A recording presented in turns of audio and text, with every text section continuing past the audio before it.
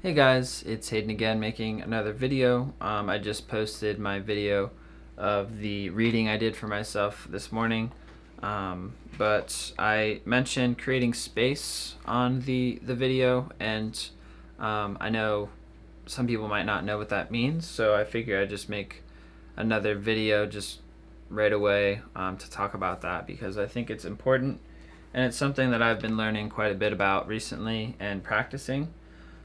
So basically, what creating space is creating some kind of, um, I mean, part of it's like creating a ritual around what you're doing. So whenever I do like a Reiki session or I, do a reading for myself or something like that, I create some kind of ritual beforehand. Like I'll burn some sage beforehand to clean the space, or I will set an intention and connect with guides and connect with all the directions: Father Sky, Mother Earth, West, North, East, South, and then the internal dimension. So I'll connect with those. Um, to respect and revere all the different aspects of knowledge that can be um, pulled from.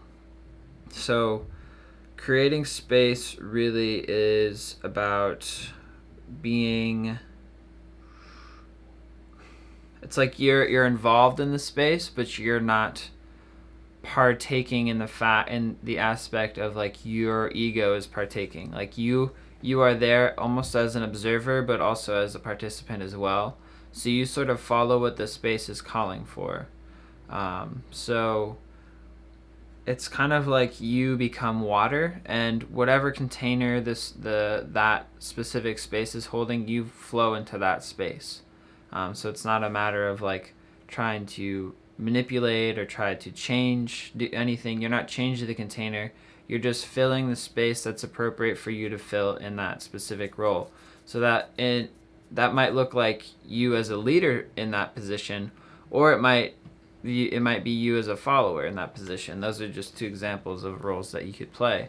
Um, but it's important to be able to be fluid and to be able to move between whatever roles are necessary for the given space. Um, and when I'm talking about different roles, that's usually in interaction with other people.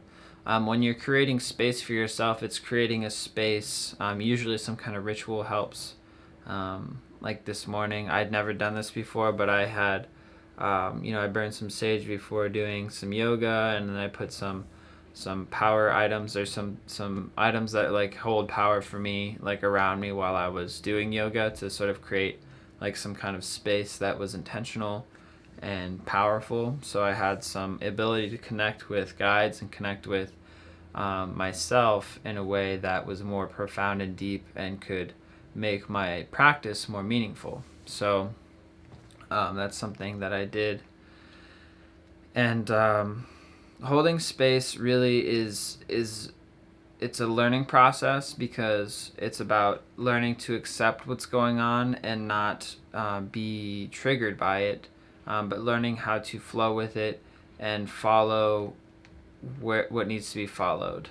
So it's a constant practice. It's a constant sort of learning process, and it's really a beautiful space to be in because it just feels so healing in a way, and so empowering in yourself. Like you don't feel like you're caught in anything. You can just like be there and just hold space, and it's amazing what happens when you're just able to do that and be in that space for other people, but also for yourself.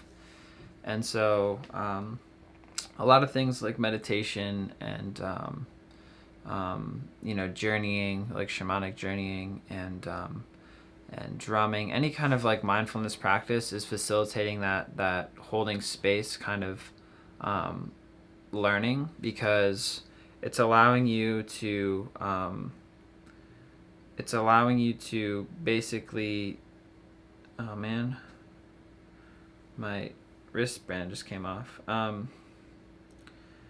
It's allowing you to be present, and I forget what I was talking about, but it allows you to be present and